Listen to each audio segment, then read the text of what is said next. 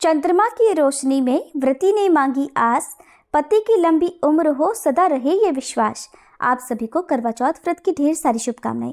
आज के इस वीडियो में मैं आपके साथ शेयर करने वाली हूँ करवा चौथ की बहुत ही सरल पूजा विधि के बारे में, जिसमें आपको खास तौर से ये बताया जाएगा कि अगर आप अकेली करवा चौथ की पूजा कर रही हैं तो अकेले करवा कैसे फेरा जाता है। करवा चौथ का जो व्रत है ये हर साल कार्तिक मास के कृष्ण पक्ष की चतुर्थी तिथि को रखा जाता है। इस दिन भगवान गणेश जी की, माता पार्वती की, करवा माता जो सब माता पार्वती ही हैं उनकी पूजा की जाती है। इसके अलावा भगवान शिव और पूरे शिव परिवार का पूजन भी इस दिन किया जाता है। और करवा चौथ के दिन मुख्य रूप से चंद्र देवता की पूजा शाम के समय की जाती है। इस व्रत में सुहागिन महिलाएं निर्जला और निराहार रहकर बहुत कठिन उपवास रखती हैं। व्रत सुबह ब्रह्म मुहूर्त से प्रारंभ होता है जो कि शाम को चंद्रोदय तक रहता है। शाम को चंद्रमा निकलने पर चंद्र देवता को अर्घ देकर फिर पति के हाथ से पानी और मिठाई ग्रहण करके ये व्रत खोला जाता है। और इस बार साल 2024 में करवा चौथ का व्रत 20 अक्टूबर रविवार को रखा जाएगा। करवा चौथ के व्रत में करवा शाम की पूजा करते समय या फिर जिस समय आपके यहाँ पर सामूहिक रूप से पूजा की जा रही हो उस समय फेरा जाता है। करवा फेरने से पहले आपको जो भी करवा चौथ की मुख्य पूजा है वो विधि विधान से संपन्न कर लेनी चाहिए। बहुत ही आसान शब्दों में एक बार मैं फिर से आपको बता दूं कि करवा चौथ की पूजा कैसे की जाती है। तो करवा चौथ के व्रत में सुबह ब्रह्म मुहूर्त में उठकर स्नान आदि से निवृत्त होने के साथ ही सर्गी ग्रहण की जाती है। इसके बाद आप संकल्प लेकर अपना व्रत प्रारंभ करें। पूजा में आपको 16 श्रृंगार करके ही बैठना चाहिए।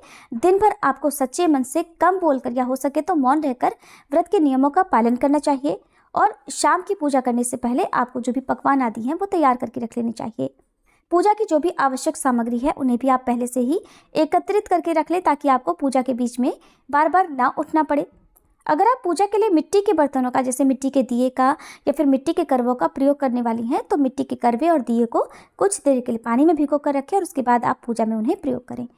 करवा फेरने के लिए आपको चाहिए 2 मिट्टी के करवे, या कुछ लोग एक धातु का करवा रखते हैं और दूसरा मिट्टी का करवा रखते हैं। ध्यान रखिएगा, अगर आप मिट्टी का करवा रख रहे हैं तो मिट्टी के करवे का विसर्जन किया जाता है। कुछ लोग अहोई अष्टमी के दिन इसी करवे से पूजा करते हैं और इसी करवे से तारों को अर्घ देकर अपने व्रत का पालना करते हैं। अगर आपके यहाँ पर यह परंपरा हो तो आप इस करवे को अहोई अष्टमी के बाद भी विसर्जित कर सकते हैं। एक चौकी पर साफ लाल या पीला वस्त्र बिछाकर आपको सबसे पहले गणेश भगवान जी की प्रतीक रूप में या तो सुपारी में कलावा बांधकर, या यदि गणेश भगवान की आपके पास मूर्ति या तस्वीर हो तो उनकी स्थापना करनी चाहिए। वैसे करवा माता का जो पोस्टर आता है, तस्वीर आती है, उसमें करवा चौथ व्रत से जुड़े जो भी देवी देवता हैं जैसे सूरज, चंद्रमा या करवा माता की पिक्चर उसमें बनी होती है, कथा भी लिखी होती है। अगर आपके पास ऐसी तस्वीर है तो आप तस्वीर की स्थापना करें, तब आपको अलग से गणेश भगवान की स्थापना करने की आवश्यकता नहीं होती है। स्थापना करने के बाद अब आप 2 करवे लें। यदि एक मिट्टी का करवा है दूसरा धातु का है तो धातु वाला जो करवा है वो माता पार्वती के नाम से आप अपने दाहिनी तरफ रखें और दूसरा करवा जो मिट्टी का है वो बाईं तरफ रखें। करवे में आप कंठ पर मौली या कलावा बांधें। करवे पर आप स्वास्तिक का चिन्ह बनाएं। अब जो करवा माता पार्वती के नाम का है उस करवे में आप या तो गेहूं भर कर रखें, कुछ लोग कच्चे चावल भरते हैं, कुछ लोग शक्कर भरते हैं, कुछ लोग ड्राई फ्रूट्स भरते हैं, कुछ लोगों के यहाँ चिवड़ा भी भरा जाता है। तो जो भी आपके यहाँ पर परंपरा हो आप उस सामग्री को करवे के अंदर भर कर रखें। करवे को खाली नहीं रखा जाता है। करवे के ऊपर एक कटोरी में या एक ढक्कन में आप 4 फल या 4 तरह की मिठाई रखें और कुछ दक्षिणा भी रखें। दूसरा करवा जो कि टोटीदार करवा होता है उसमें आप जल भर कर रखें।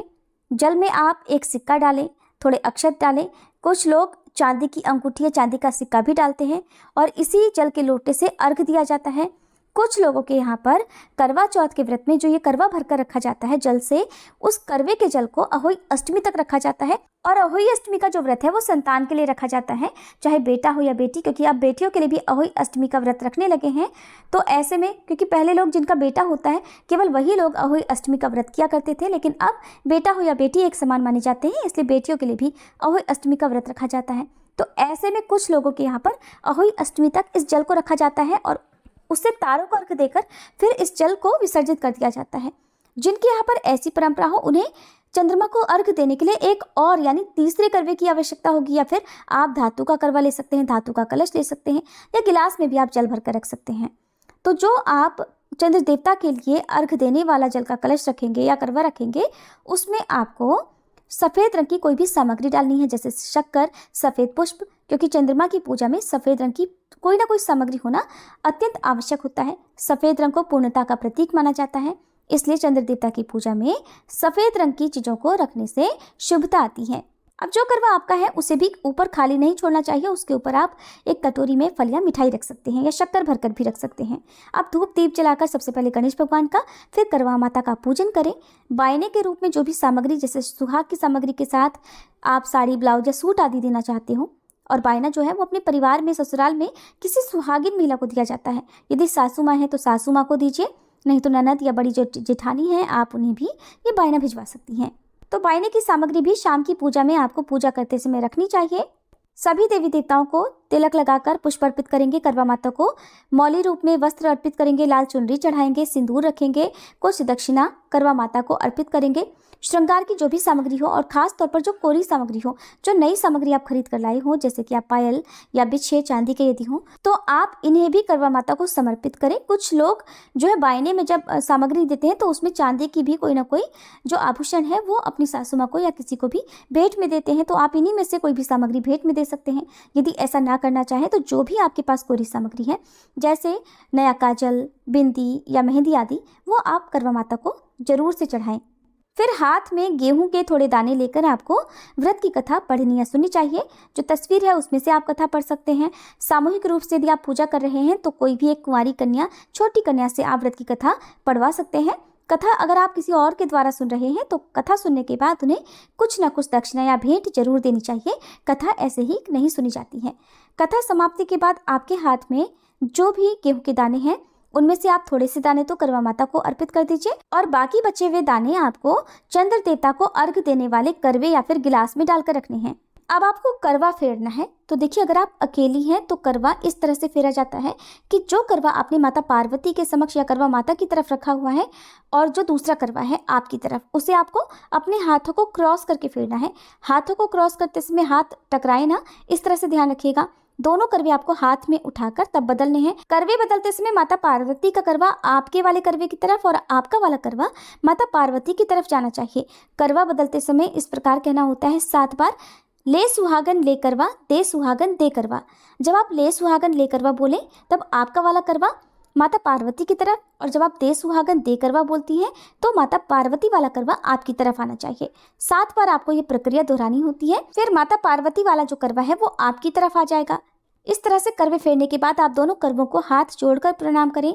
सभी देवी देवताओं को प्रणाम करें और हाथ जोड़कर ही सच्चे मन से अपने पति की दीर्घायु के लिए, उनके उज्जवल भविष्य के लिए कामना करें, और क्षमा याचना भी सच्चे मन से करें। यदि व्रत में कोई कमी रह गई हो तो उसके लिए करवा माता आपको क्षमा कर सकें।